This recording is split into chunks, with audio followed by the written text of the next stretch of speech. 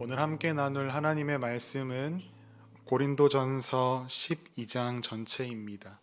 그런데 우리가 말씀 봉독은 1절부터 11절까지만 하도록 하겠습니다.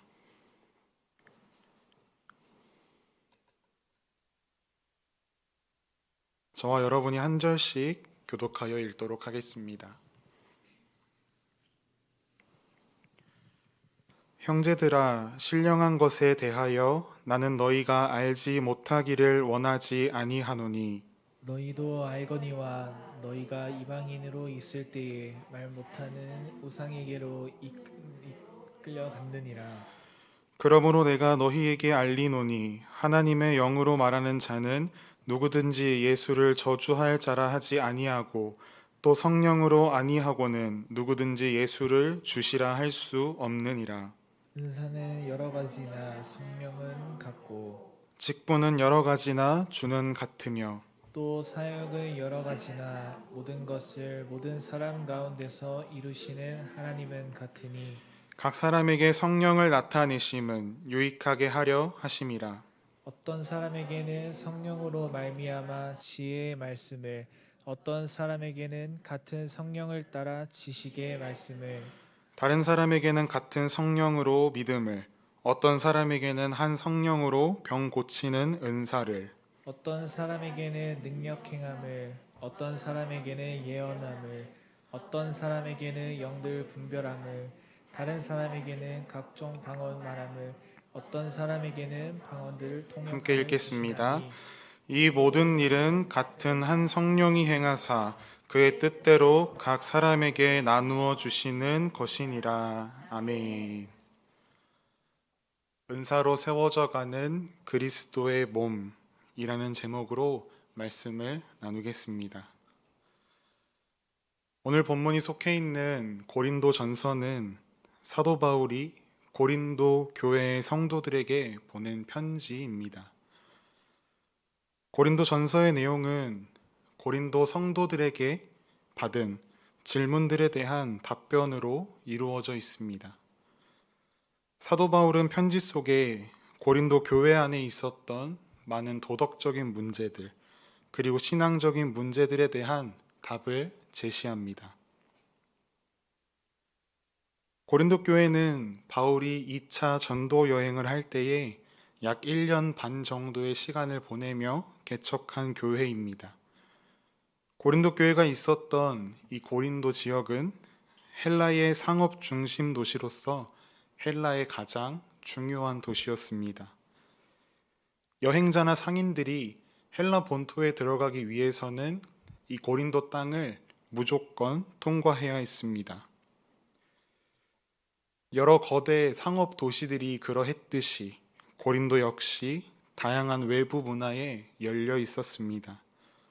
부도덕한 풍습에 대해서도 통제하지 않았습니다. 특히 성 문제는 그 사회의 도덕적 척도로 여겨졌는데 고린도는 성적으로 문란하기로 아주 유명한 도시였습니다. 이러한 환경 속에 고린도 교회가 많은 도덕적인 문제에 직면한 것은 그리 놀라운 일은 아니었습니다. 사도 바울이 고린도 전서를 기록할 때에는 이미 고린도를 떠나 에베소에서의 사역을 마무리하고 있을 때였습니다. 사도 바울은 여러 경로를 통해서 고린도 교회의 상황을 전해들었습니다. 안타깝게도 바울이 전해들은 소식은 고린도 교회의 상황이 이전보다 더 좋아졌다는 사실이 아니라 오히려 이전보다 더 나빠졌다는 소식이었습니다. 고린도 교회에서는 음행 문제뿐만 아니라 심각한 분쟁까지도 발생했습니다. 특정 사역자들의 인맥을 중심으로 분파가 생기는가 하면 우상에게 바친 재물을 먹느냐 마느냐의 대립으로 또 파가 나뉘었고, 각종 영적 은사를 받은 자들이 자기의 은사를 내세우며 자랑했습니다. 예배는 무질서했고 교리적으로는 이단이 등장했습니다. 고린도 교회의 수많은 문제들 중에 오늘 본문은 은사에 대해서 가르칩니다. 말씀드렸듯이 고린도 교회에는 영적 은사가 부족함이 없는 교회였습니다. 그러나 그들의 미성숙한 신앙 때문에 그들 안에 은사는 있었으나 은사를 바르게 사용하지는 못했습니다. 오늘 바울의 권면을 통해서 은사가 무엇이고 우리가 은사를 어떻게 사용해야 하는지 함께 살펴보기를 원합니다. 저는 은사가 공구와 비슷한 점이 많다고 생각합니다. 공구는 우리의 삶에 유익을 줍니다. 못을 박거나 구멍을 뚫거나 무언가를 재거나 자르거나 할 때에 우리는 공구를 사용합니다. 그러나 그런 유익한 도구를 어떻게 사용해야 하는지 모른다면 우리는 제대로 그 성능을 발휘할 수 없습니다. 심지어는 그 공구에 의해서 크게 다치기도 합니다. 은사도 마찬가지입니다. 은사를 제대로 사용한다면 교회에 유익이 되지만 그 사용법을 제대로 알지 못한다고 한다면 너무나 위험하고 교회와 성도를 다치게 할 수도 있습니다. 그래서 오늘 사도 바울은 본문 1절에 이렇게 이야기합니다. 신령한 것에 대하여 나는 너희가 알지 못하기를 원하지 아니한다. 사도 바울은 은사를 신령한 것이라고 말합니다. 그러면서 은사에 대해서 너희가 알지 못하는 것을 원하지 않는다. 말이 어렵죠? 즉, 너희가 은사를 잘 알았으면 좋겠다라고 사도 바울은 이야기합니다. 그 말은 무엇이겠습니까? 아직 고린도 교회 성도들이 은사에 대해서 제대로 알고 있지 못하다는 이야기입니다. 그 무지함이 고린도 교회를 분열과 혼란 속으로 더욱 몰아넣었습니다. 은사라고 하는 단어의 헬라어는 카리스마입니다. 카리스마의 어원은 카리스인데 그 뜻이 바로 은혜입니다. 즉, 은사는 무엇으로 얻게 되는 것이냐라고 하면 바로 하나님의 은혜로 얻게 되는 것입니다. 나의 노력이 아니라 하나님께서 우리에게 은혜로 주시는 선물이라는 것이죠. 그래서 사도 바울은 그 은사를 신령한 것이라고 강조합니다. 그런데 그 은사가 본래의 목적에 맞게 사용되지 않고 서로 가진 은사를 비교하여 성도를 구분하는 계급과 같이 여겨졌습니다. 그래서 사도 바울은 본문 3절을 통해 고린도 교회의 구성원은 매우 다양하지만 이들 모두는 한 분이신 성령으로 말미암아 예수님을 나의 주인으로 고백하게 된 하나의 공동체임을 강조했습니다. 우리가 함께 이어지는 4절부터 6절까지의 말씀을 읽으실 텐데요. 어떤 단어들이 반복되는지 살펴보시면서 함께 천천히 읽어보도록 하겠습니다. 4절부터 6절입니다. 시작. 은사는 여러 가지나 성령은 같고 직분은 여러 가지나 주는 같으며 또 사역은 여러 가지나 모든 것을 모든 사람 가운데서 이루시는 하나님은 같으니. 아멘. 여러 가지나 같고, 여러 가지나 같고 라는 단어가 계속해서 반복됩니다. 은사나 직분, 또 사역은 다양하지만 그 분배의 주체는 한 하나님이라는 것입니다. 은사를 둘러싼 고린도 교회의 문제와 분열은 바로 은사의 모양은 여러 가지이나 그것이 한 성령으로부터 왔다고 하는 가장 중요한 사실을 간과하는 데에서부터 시작되었습니다. 그들은 자신들이 받은 은사를 자신의 우월함을 드러내는 특권으로 생각했고 자신의 재능이나 능력으로 인해 그 은사가 나타난 것으로 자랑했습니다. 심지어 그들은 누구의 은사가 더 우월하냐 경쟁했습니다. 그 경쟁이 과연 선의의 경쟁이었겠습니까? 과한 경쟁으로 얼굴을 붉히는 일이 분명히 있었을 것입니다. 이처럼 은사에 대한 첫 단추가 잘못 끼워지니 연달아서 모든 것이 틀어져 버렸습니다. 그렇다면 하나님께서 각 사람에게 성령의 은사를 주시는 목적은 무엇일까요? 이어지는 본문에 바울은 은사의 바른 목적에 대해서 가르칩니다. 본문 7절 말씀을 우리가 함께 읽도록 하겠습니다. 시작.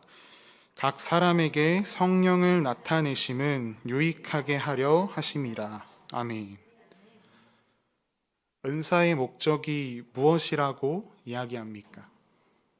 유익하게 하기 위해서. 무엇을 유익하게 하느냐? 은사는 교회 공동체 전체의 유익을 하기 위해서, 유익을 위함이 그 목적이 됩니다. 개인의 실리 추구를 위하는 것이 아니라는 것입니다. 이 점에서 고린도 교인들이 가지고 있었던 은사관은 현격하게 왜곡되어 있었습니다. 또한 그들에게는 은사는 주어진 것이다 라고 하는 개념에 대한 이해도 없었습니다. 은사는 훈련이나 개발 또는 학습의 과정으로 얻어지는 것이 아니라 하나님께서 선물로 주신 것입니다. 이것을 고린도 교인들이 알았다고 한다면 그들이 무슨 은사를 가지고 있었던지 간에 그것을 비교하며 서로 누구의 것이 더 좋으냐라고 우월함을 따질 것이 아니라 그 은사를 통해 자신이 속한 공동체를 유익하게 했을 것입니다. 그러나 그들은 이러한 은사의 본래 목적과는 달리 자신들의 은사를 자랑하고 연약한 자를 무시했습니다. 그렇다면 여기에서 우리가 중간 점검을 한번 해보겠습니다. 여러분에게 있는 은사는 누구에게로부터 온 것입니까? 여러분의 신앙 속에서 여러분의 은사를 어떤 목적으로 사용하십니까? 매일매일 그 은사를 주신 하나님께 감사하십니까? 그 은사를 나를 위해서가 아니라 공동체의 유익, 교회의 유익을 위해서 사용하고 계십니까?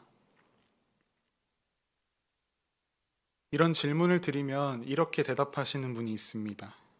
저는 아무리 봐도 은사가 없는데요. 과연 은사가 없을 수 있을까요? 어떻게 생각하시나요? 사도 바울은 그 대답에 노라고 대답합니다. 사도 바울은 그리스도인이라면 누구나 성령의 은사를 가지고 있다고 말합니다. 몸은 하나이나 많은 지체가 있다는 비유를 통해서 그리스도의 몸된 교회를 구성하고 있는 모든 그리스도인들에게 각각의 은사가 있다고 주장합니다. 그런데 오늘 본문을 읽으면 저는 은사가 없습니다 라고 하는 대답을 할 수도 있겠다라는 생각이 듭니다. 8절부터 10절에 은사들이 등장하는데 병 고치는 은사, 능력 행함, 예언함, 영들 분별함, 방언을 통역하는 은사 등등 우리가 익히 알고 있는 어쩌면 좀 멀어 보이고 어려워 보이는 그런 은사들이 나열되어 있습니다. 그래서 나에게 해당되는 은사가 없다라고 생각합니다. 그러나 이것이 은사의 전부가 아닙니다. 로마서 12장 6절 말씀을 찾아보시겠습니까, 혹시? 로마서 12장 6절 말씀입니다.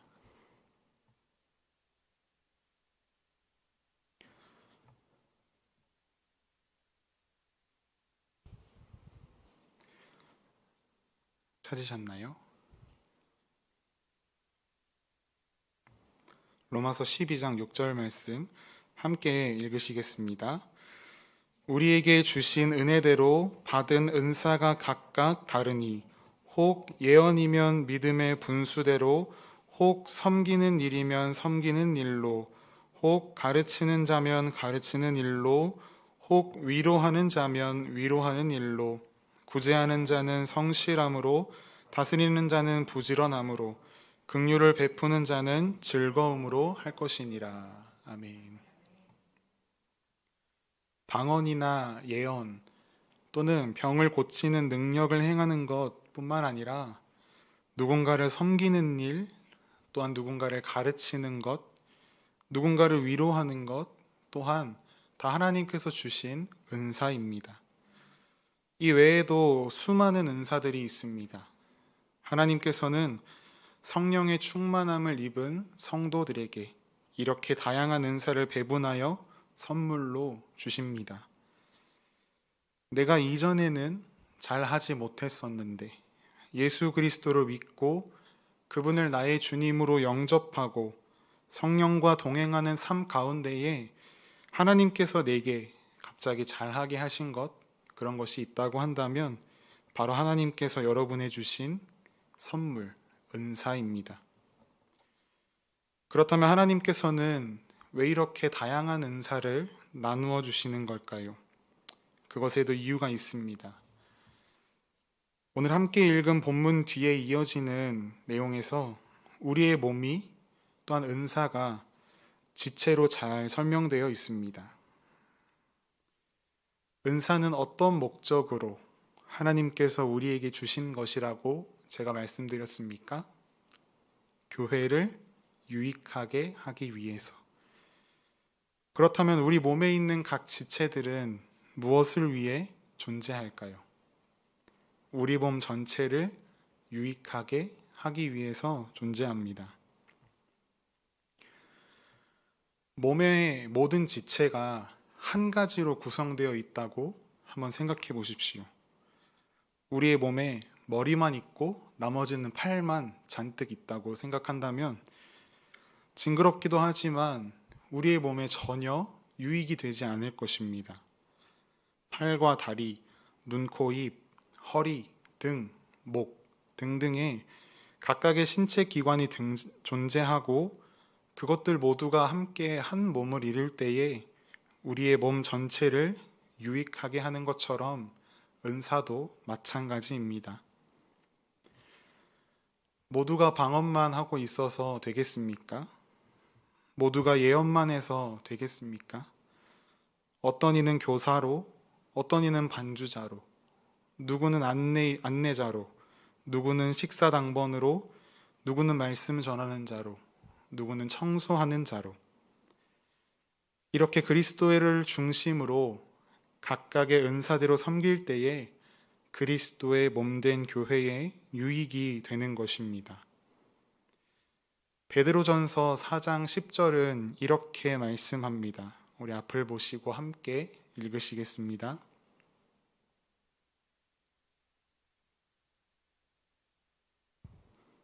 시작. 각각 은사를 받은 대로 하나님의 여러 가지 은혜를 맡은 선한 청지기 같이 서로 봉사하라. 아멘. 서로 봉사하라 말씀하십니다. 우리의 은사가 하나님의 영광을 위해서 사용되는 것도 맞지만 여러분 옆에 있는 사랑하는 지체들을 위해서 서로 사용되어야 함을 이야기하고 있습니다. 제가 이것을 한번 쉽게 설명해 보겠습니다. 여러분은 생각하시기에 입이 소중하십니까? 아니면 손이 소중하십니까? 어떤 게 더 소중하다고 생각하시나요? 둘 다는 안 됩니다. 하나만 선택하세요. 손. 역시 피아노 치는 우리 자매님은 달라요. 입. 네. 입은 손이 없으면 아무것도 먹지 못합니다. 왜 웃으시죠? 그런데 유치원생들은 아마 이렇게 대답할 거예요. 손 없이도 먹을 수 있는데요. 그렇죠. 그런데 그것도 목이나 허리가 자신을 굽혀 주어야 할 수 있는 일입니다. 코로나가 크게 유행할 때 기침 한번 하는 것이 굉장히 눈치가 보였습니다. 고개를 돌리고 입을 손으로 막아서 기침을 해야 합니다. 근데 만약 손이 입을 가려주지 않고 고개가 얼굴을 사람이 없는 쪽으로 돌려주지 않는다면 입이 아주 민망해지는 것입니다. 반대로 손이 너무 아픈데 그 아픔을 어떻게 의사 선생님에게 전할 수 있겠습니까? 그때는 입이 말을 해주어야 합니다. 이처럼 그리스도의 지체된 여러분 한 사람 한 사람이 서로를 위해 자신이 가진 은사를 사용해야 하는 것입니다. 그때 하나님께서 은사를 통한 여러분의 섬김으로 기뻐하시고 여러분의 모습을 통해 영광 받으시는 것입니다. 또한 그런 여러분의 모습을 통해 이 세상 속에서 교회가 칭찬받게 되는 것이죠. 하나님께서 여러분에게 주신 은사를 옆에 있는 지체를 위해 또한 그리스도의 몸된 교회를 위해 마음껏 사용하시길 바랍니다. 그리고 옆 사람이 가진 은사를 인정해 주시고 귀하게 여겨주시기를 바랍니다. 한 몸을 이루고 있는 지체들이 서로 시기하고 질투해서는 좋을 것이 하나도 없습니다. 본인들뿐만 아니라 옆에 있는 지체들도 함께 힘들어집니다. 오른손과 입이 싸우면 왼손만 힘들어지는 것이죠. 우리는 이 하나됨을 절대로 깨어서는 안 됩니다. 간혹 우리는 우리가 하나 되기 위해서 힘써야 하는 것으로 오해합니다. 그러나 우리가 힘써야 하는 것은 하나 되기 위함이 아니라 이미 하나님께서 우리 안에 평안의 줄로 하나 되게 하신 것을 깨어지지 않도록 힘써 지키는 것입니다. 그 답은 하나입니다. 바로 사랑입니다. 사랑으로 서로를 위해 봉사하는 것입니다. 오늘 사도 바울은 12장 마지막 절에 너희는 더욱 큰 은사를 사모하라. 내가 또한 가장 좋은 길을 너희에게 보이리라 라고 이야기하면서 이어서 그 유명한 고린도전서 13장 사랑장을 써 내려가기 시작합니다. 우리가 얼마 전에 지성 나들이를 다녀오지 않았습니까? 처음부터 끝까지 여러분의 모습이 너무나 아름다웠습니다.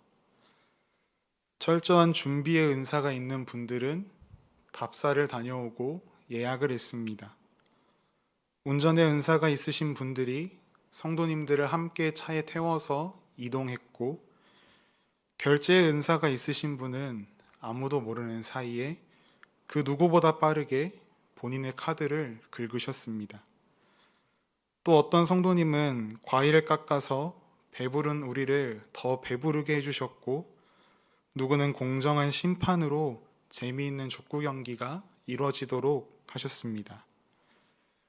저는 이것이 바로 서로를 위해 은사를 사용하는 가장 바람직한 모습이었다고 생각합니다. 그 누구 하나 시키지 않았음에도 불구하고 자원하는 마음으로 봉사했습니다. 몇몇 분들과 개척교회의 맛이 이런 것인가요? 라고 이야기를 나누다가 문득 들었던 마음이 있습니다. 이 맛은 개척교회의 맛이 아니라 그냥 교회의 맛이다 라는 마음이었습니다.